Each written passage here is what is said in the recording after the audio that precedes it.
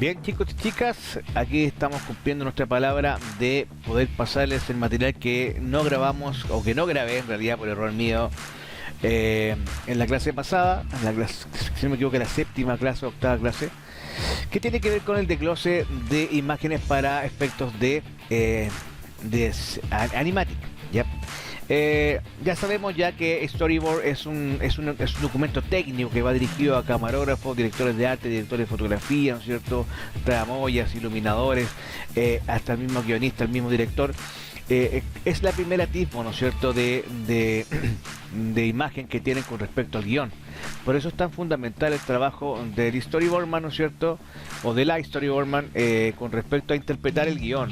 Nosotros en la clase anterior hicimos un ejercicio de interpretación de guión, les pasé un trocito de guión y ustedes lo tenían que hacer como viñeta o dibujar el plano, ¿no es cierto?, de esa descripción, y muchos se dieron cuenta que no leyeron bien, ¿cierto?, lo que se estaba pidiendo, por lo tanto dibujaron cosas que no se estaban pidiendo o agregaban cosas que no estaban pidiendo. Entonces hay mucha suposición, hay mucho, entonces la comprensión lectora es importante, aquí es fundamental, porque ustedes son los que interpretan y adaptan, ¿no es cierto?, el guión a imagen.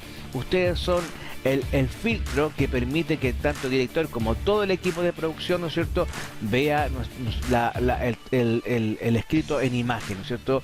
Y para ello ustedes tienen que manejar muy bien el lenguaje cinematográfico, lo que son ángulos de cámara, tiros de cámara, ¿no es cierto?, lo que es poder moverte, lo que es el acting y cuáles son las herramientas narrativas que se ocupan en este efecto para poder potenciar la escena, la clímax o la pena, ¿no es cierto?, o esta idea mental de pensamiento, ¿no es cierto? O sea, la acción de pensamiento que pueden tener los participantes o protagonistas de la historia que ustedes están contando, ya sea para efectos de cómic, ya sea para efectos de juego de video o para algún cortometraje, documental o película. Ustedes tienen que saber interpretar muy bien lo que pide el guión, ¿ya? Recuerden que el storyboard no es un cómic, ¿ya? No es para los fans, es un documento técnico formal, ¿ya? Por lo tanto tienen que respetar las viñetas, el counter, lo que es la cantidad de fotogramas, o sea, del background que se está ocupando, la escena, ¿no es cierto?, describir los planos, describir la acción, ¿no es cierto?, no saltarse, dejar los campos blancos, ¿no es cierto?, sino que es la máxima de las informaciones habidas y por haber con respecto de lo que está ocurriendo y lo que está pidiendo el guión para que el rodaje sea mucho más claro, prístino al momento de entenderlo, ¿no es cierto?, interpretarlo y llevarlo a la actuación, ¿ya? Entonces, como yo del storyboard paso al animatic, simplemente esto se lo debemos gracias a Walter Elias Disney, ¿no es cierto?, que es el que nos permitió trabajar con la cámara multiplano, ¿no es cierto? Y esas son las capas actualmente que se están ocupando hoy en día en las plataformas digitales. Nosotros generalmente hacemos un dibujo referencial, hacemos un dibujo, tal como lo vimos recién, se hacen dibujos en análogo, ¿no es cierto?, y luego estos dibujos análogos se llevan a plataformas digitales, ¿no es cierto?, que están proyectadas en capas, y a estas capas se les da la movilidad, ¿no es cierto?, pertinente para poder lograr una maqueta de movimiento, ¿no es cierto?, para poder tener en cuenta lo que el animatic realmente está midiendo. El animatic está midiendo, ¿no es cierto?, en los tiempos y el espacio, ¿ya? Cuando yo te pido la hora, tío, cuando yo te pregunto, Claudio, ¿cerraste bien la puerta de la casa antes de salir y llegar acá? Y Claudio no me va a responder al tiro, sino que Claudio va a tener que agacharse y decir, pensar y recordar y después responderme. Ese tiempo, ¿no es cierto?, es el que el animatic te puede a ti demostrar, ¿no es cierto? Son tiempos naturales, ¿no es cierto?, que son tiempos cotidianos que nosotros ya no vemos ya, simplemente lo actuamos de manera no consciente, ¿no es cierto? Y esos tiempos son los que le dan veracidad, ¿no es cierto?, a la actuación, ¿no es cierto? Son esos tiempos de pensamiento, de reflexión, de contemplación. Muchas veces el silencio dice mucho más que fundamentar una acción. El silencio de pronto lo es todo, ¿ya? Y eso hay que aprender a utilizarlo, esos recursos hay que aprender a utilizarlos, los recursos narrativos, el uso del color, el uso de la luz, el uso del tiempo, el uso de la cámara, el uso del acting, en fin, el uso de la música, ¿no es cierto? Son recursos narrativos que nosotros podemos ocupar para poder potenciar, ¿no es cierto?, una acción, un plano, según lo que nos exija el guión, y poder mejorarlo, ¿no es cierto?, de expresarle, ¿no es cierto?, transmitir a nuestros espectadores la emoción, la adrenalina o la tristeza que se vive en ese plano, ¿ok? Entonces, Para eso nosotros usamos el Animatic para medir tiempo y espacio, ¿no es cierto? En este caso es un buen documento, es un buen recurso para poder, porque antiguamente el storyboard no medía tiempo y espacio, simplemente te entregaba la acción, el flujo y el ritmo de la historia, pero para tener certeza del ritmo necesitábamos tener cuánto duraban los elementos, cuánto duraban las escenas o los planos, ¿cierto? Entonces ahora sí contamos con esto. Ahora, ¿qué hacemos nosotros en nuestro dibujo referencial? Le damos nuestro luz y color para darle volumen y ver la profundidad de campo, ¿no es cierto? Para poder, o sea, la profundidad de campo, para poder ver, ¿no es cierto?, la perspectiva, la aproximación de los objetos y bla bla bla, ¿no es cierto?, todo lo que tiene que ver con la composición de esta escena. Obviamente que el fondo, ¿no es cierto?, va a tener que ser mucho más grande de lo que se ve ahí. ¿Por qué? Porque puede que se hagan paneos, ¿no es cierto?, y necesitamos más aire, ¿no es cierto?, más trayectoria, más fondo, ¿no es cierto? Así que nunca tú dibujas un fondo al límite, siempre pásate, ¿no es cierto?, siempre más del fondo que te están pidiendo, para no tener problemas de corte de continuidad, ¿no es cierto?, o de ajustes. De pronto uno requiere de hacer un paneo 1 centímetro más y tú hiciste el fondo justo, ¿no es cierto?, y hay que estar ampliándolo, ¿no es cierto?, ya estamos rompiendo, ¿no es cierto?, la composición que habíamos estudiado desde un principio. De fondo vamos a hablar un poquito más adelante, pero sí me interesa que ustedes entiendan cuál es el desglose, ¿no es cierto?, de una montaje. Yo acabo de borrar todo, en este caso, ¿no es cierto?, si yo vuelvo atrás, ¿no es cierto?, voy a estoy mostrando lo que yo acabo de borrar con Photoshop, ¿no es cierto? Y tuve que volver a recuperar todos estos objetos tapan un porcentaje del escenario, ¿no es cierto? Yo al borrarlos tengo que volver a recuperar o redibujar esos fondos, ese fondo que yo borré, ¿no es cierto?, o que tapaba los elementos. Así que para desglosar yo tengo que volver a redibujar. Si tengo que desglosar un dibujo análogo, ¿ya? Esto lo digo para que se den cuenta lo difícil y lo complicado que es empezar a desglosar una imagen análoga, ¿no es cierto?, para llevarla al Animatic. Entonces, obviamente, ahora voy por capas poniendo cada elemento que saqué aparte y voy formando la composición nuevamente que se entregó en el storyboard, ¿no es cierto? Si yo lo llevo al Animatic, ahí está la composición completa, ¿no es cierto? Cada elemento está en una capa diferente. Si yo lo llevo al Animatic para ver cómo es la dinámica de este movimiento, simplemente voy a tener esto. Le aplicamos un motion blur, ¿no es cierto?, al fondo para dar un efectismo, pero de esta forma yo puedo llevarlo a cualquier programa editor, ¿no es cierto?, y darle movimiento, ya sea Flash, ya sea Animate, ya sea After Effects o en rigor. Y lo ideal sería Premiere, porque Premiere genera archivos mucho más livianos, ¿no es cierto? Y After Effects es muy pesado, siempre está renderizando a tiempo, tienes que primero ver el render y después te pasa el video a tiempo real, ¿no es cierto? En cambio Premiere te lo tira directamente, así que no tienes que estar esperando el pre-render, ¿no es cierto?, para poder ver el resultado del movimiento, y te hace archivos mucho más livianos. Lo mismo pasa con composiciones como por ejemplo esta dentro de cabina, ¿no es cierto?, en la cual yo tengo que borrar todo lo que tengo aquí al frente, y imagínate, la imagen del personaje me abarca casi el 80% del plano. Entonces, si yo tuviese que hacer el desglose de esta imagen, tendría que borrar al personaje, ¿no es cierto?, y rehacer, ¿no es cierto?, el fondo, ¿ya?, para después poderle darle movilidad, ¿no es cierto?, y hacer este tipo de animatic, ¿no es cierto?, de recreación de la escena, ya en la medida que la nave va cayendo. Y lo mismo pasa con esta siguiente desglose.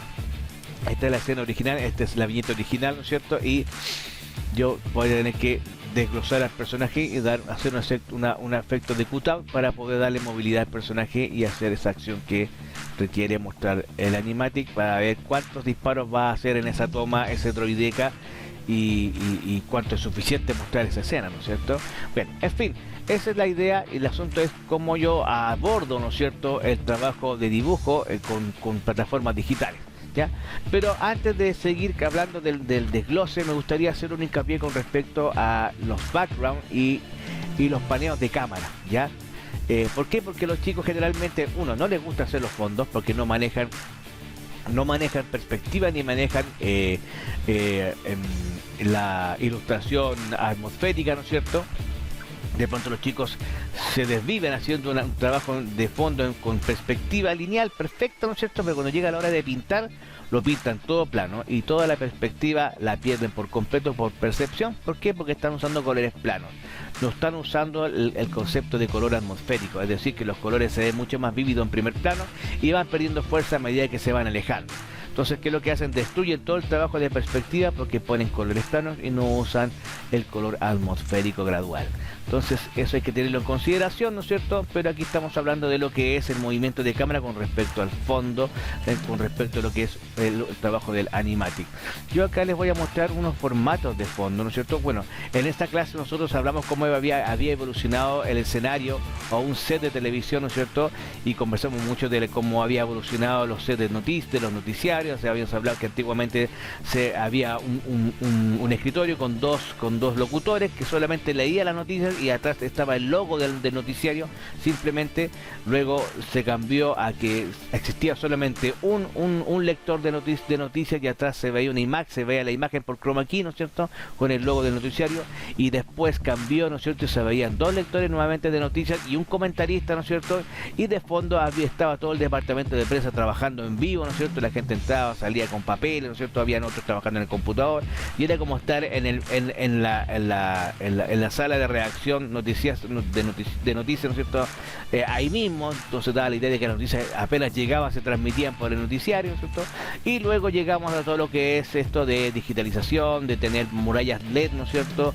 Donde se proyectaban las infografías mientras ellos hablan, ellos tienen el control en la mano para poder pasar de una pantalla a otra, un asunto de holograma en que sale al interior del piso de ese cuarto, ¿no es cierto? Digital. Bueno, todo eso ha tenido una evolución, ¿no es cierto? Y es interesante poder analizarla. En este caso habíamos analizado el set de un matinal, ¿no es cierto? Donde hay 3 puntos calientes, ¿no es cierto? En la cual en una se daba la noticia de actualidad, en otro se daba el tiempo, y ahí después había invitados políticos, musicales, artísticos, etcétera. Y que había una parrilla de iluminación, y estaban las cámaras que hoy en día las cámaras ya no están operadas por camarógrafos, sino que la gran mayoría son domos automáticos de 360, ¿no es cierto? Que se manejan sobre el switch, ¿no es cierto? Desde el switch. Entonces ha cambiado mucho todo esto, lo que es la televisión, ¿no es cierto? Y bueno, y la animación también ha cambiado también los formatos de escenario, ¿no es cierto?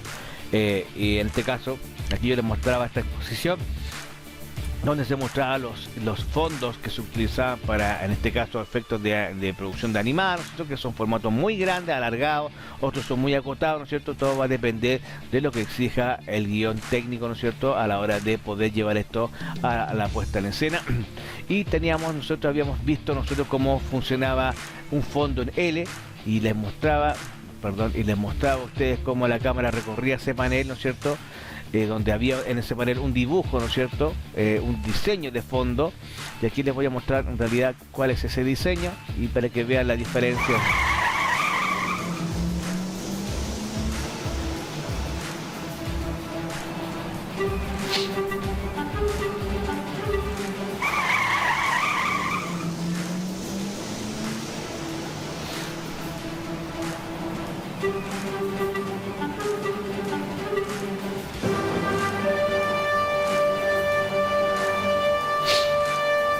Y la diferencia realmente está en la forma en cual la cámara se recorre el panel, ¿no es cierto?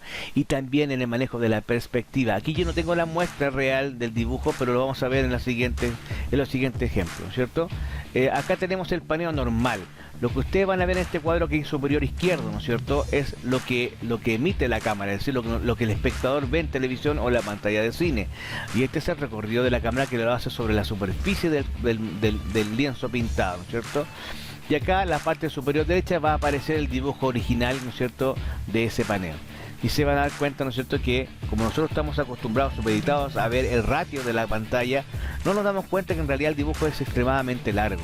Si se hacen los fondos no en el rango del encuadre de la cámara, sino que pensando que el encuadre de la cámara va a recorrer toda esta área, ¿ya? Y es importante también manejar la perspectiva, ¿no es cierto? Aquí hay una vista más, ¿no es cierto?, normal, ¿no es cierto? Pero fíjense que en el siguiente ejemplo, este es un paneo lateral, ¿no es cierto? Fíjense, y aquí recuerden que el storyboard se registra con líneas gruesas, con unas flechas gruesas, ¿no es cierto?, el paneo. ¿Por qué las flechas gruesas? Recuerden que las flechas gruesas grafican lo que es el movimiento de cámara, es decir, la cámara físicamente se mueve, ¿ya? Y los movimientos de lentes se grafican con líneas finas, ¿no es cierto?, dentro del encuadre del storyboard, ¿ya? Si pasamos a otro recurso, fíjense bien que aquí está el formato o la superficie donde se pinta el fondo, y esto es lo que ve el espectador, ¿no es cierto?, y tanto en cine como en televisión. Y después vamos a mostrar realmente cuál es el diseño original de ese formato. Fíjense la perspectiva que demuestra o que denota, ¿no es cierto?, el área de visión. Aquí estamos recorriendo el lienzo, pero aquí estamos viendo lo que tiene el lienzo, ¿no es cierto? Y fíjate que la perspectiva parte de un contrapicado, y al llegar abajo, ¿no es cierto?, vamos a terminar con una vista frontal, ¿ya?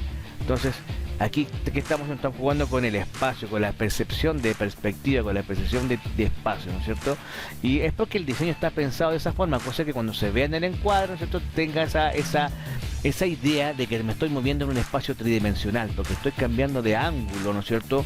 Y simplemente es un dibujo bidimensional, ¿no es cierto? Pero como lo estamos viendo solamente en un encuadre y el paneo lo está permitiendo, ¿no es cierto?, es porque a nosotros nos da esa idea, y es un muy concepto, ¿no es cierto?, para poder trabajarlo en nuestras producciones. Y todo lo que es el dolly in y dolly back, ¿no es cierto?, que implica sacarte del escenario, ¿no es cierto?, o meterte en el escenario, va a depender lo que pida el guión. Yo puedo meter al público en el escenario para que vea y sea parte de la cantidad de alumnos que están metidos en esa sala, o puedo sacarlo, ¿no es cierto?, o meterlo, ¿no es cierto?, y llevarlo a ver qué está ocurriendo abajo, ¿no es cierto?, en el fondo de esa calle, ¿no es cierto?, donde está la policía. Entonces, ese es el poder que tiene el director, ¿no es cierto?, de poner al espectador donde yo quiero, donde él quiere. Si quiero lo pongo en el medio de la pelea, ¿no es cierto?, lo puedo poner sobre el techo de ese radio patrulla, lo puedo poner al espectador en la salida a la puerta del edificio. Sin embargo, él decidió ponerlo en la cornisa del edificio y tener la capacidad de poder acercarse, ¿no es cierto?, para poder ver qué está pasando abajo.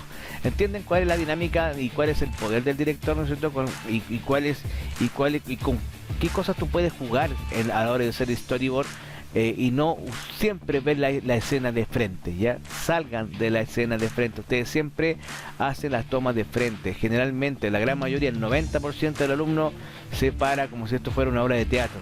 No, tienen que volar, tienen que pararse en la cornisa, en el techo del auto, en el auto que viene del tráfico anterior, ¿no es cierto?, o en una de las ventanas, a lo mejor puedo tener un punto de vista mucho más interesante de esta acción. Tienen que aprender a flotar dentro del escenario y decir, aquí me quedo, aquí voy a poner el espectador y aquí voy a hacer la toma. Es lo mejor, pero no de frente, ¿ya? De frente queda para el teatro antiguo, que ya no nos... Bien, entonces eso es el storyboard y animatic en cuanto a lo que es el desglose del cuento, pero ahora vamos a ver lo que es el desglose en sí. Vamos a salir de acá, porque aquí volvemos al principio, ¿no es cierto?, si no me equivoco, justamente. Vamos a salir de acá, vamos a abrir. Bueno, aquí están las escenas, ¿no es cierto?, o los dibujos originales que ocupamos, ¿no es cierto?, para hacer el animatic, que tuvimos que desglosar. Ahora, esto lo tuvimos que desglosar porque en realidad estaba hecho análogo, pero generalmente los storyboardman usan otra plataforma. En el caso de nosotros deberíamos usar Storyboard Pro, ¿no es cierto?, porque después más adelante, bueno, ustedes no van a animar, pero si ustedes fueran animadores, estarían usando con nosotros en nuestra escuela Toon Boom. Y Toon Boom tiene un programa periférico que se llama Storyboard Pro, que me permite a mí hacer el storyboard ya con las capas que corresponden, y ya con ese storyboard, ¿cierto?, llevarlo directamente a la mesa de trabajo de animación y empezar a hacer la composición desde el dibujo del storyboard. ¿Me entienden? Está tomado de la mano. Por eso que yo les digo que Toon Boom es un programa 100% pensado para animación convencional y con muchas herramientas que facilitan la animación.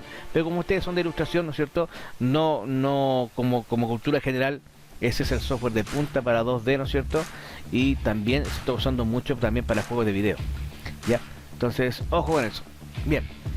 Era solamente para mostrarles los originales, y por último vamos a ver, ¿no es cierto?, el cómo se concibieron, ¿no es cierto?, las desgloses dentro de lo que es el ambiente Photoshop, ¿cierto? Acá yo tengo todo el desglose, ¿no es cierto? Si bien esa es la composición final, yo lo que tuve que hacer fue eliminar todo lo que era nave y limpiar el fondo, y luego empezar a poner capa por capa, ¿no es cierto?, capa por capa los elementos. Aquí está la capa del objeto que está del edificio que está en destrucción, y así sucesivamente voy aplicando cada capa a una nave indistinta. Yo puedo tomar la nave principal, ¿no es cierto?, o la nave que está aquí abajo, aquí, ¿cierto?, y puedo darle la animación que yo quiero y ponerle la capa que yo quiero, ¿cierto? Puedo ponerlo detrás de todo, delante de todo, va a depender de la opción que yo pueda ocupar, y demostrar recién cómo había quedado esa composición. Lo mismo acá. aquí es mucho más, es un poco más diferente, porque si yo oculto, bueno, si se fijan, el personaje abarca casi el 80% del plano. Entonces, si yo borro este personaje para desglosarlo, ¿no es cierto?, tengo que recuperar todo lo que, tengo que redibujar todo lo que el personaje tapa. Entonces, eso es lo que tuve que hacer para poder desglosar eso y empezar a poner el personaje. ¿Para qué? Para darle movimiento al personaje, ¿no es cierto? O ir agregando copias del personaje, pero con cambios, para dar una idea de elipsis, ¿no es cierto? Entonces, ese es el asunto. Y animar el fondo a medida que él va hablando, ¿cierto? Y así también, bueno, en el último caso, ese es el fotograma original, ¿no es cierto? Ese es el plano, esa es la viñeta original del storyboard. Que es lo que hice yo, tuve que borrar al personaje principal y dejar solamente el fondo, y así tuve que ir desglosando pieza por pieza, porque aquí se animó a modo cutout, ¿no es cierto?, para darle movilidad al personaje. Ya ahí está el rayo láser que se repite varias veces y que sale de las trompetillas del arma del droideca que usamos como recurso gráfico para poder animar esta acción.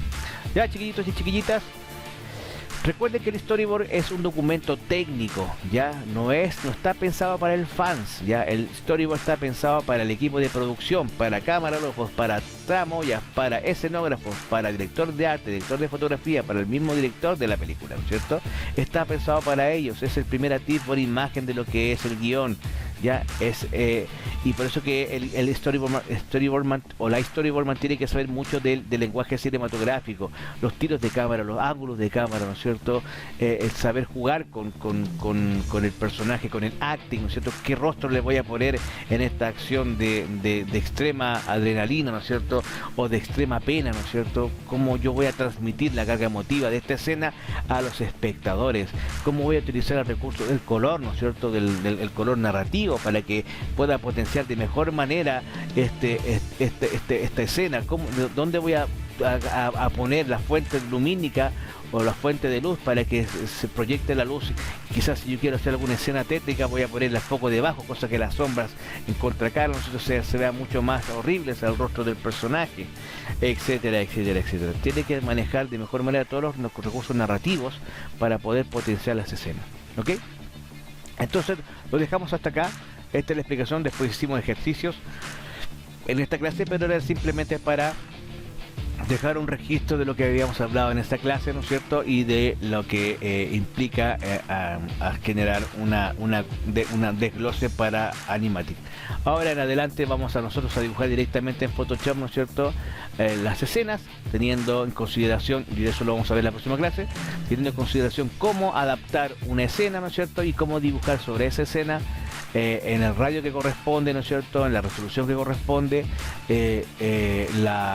los cuadros de storyboard, ¿no es cierto?, y cosas que queden listos para que la persona que haga el animatic pueda tomar cada capa y en Adobe Premiere poder darle la movilidad que requiere y que exija el guión. Ok, lo dejamos acá, chicos y chicas. Gracias por su atención y nos vemos en una próxima clase, ¿no es cierto?, quizás en una próxima cápsula. Un abrazo para todos, se me cuidan mucho. Adiós.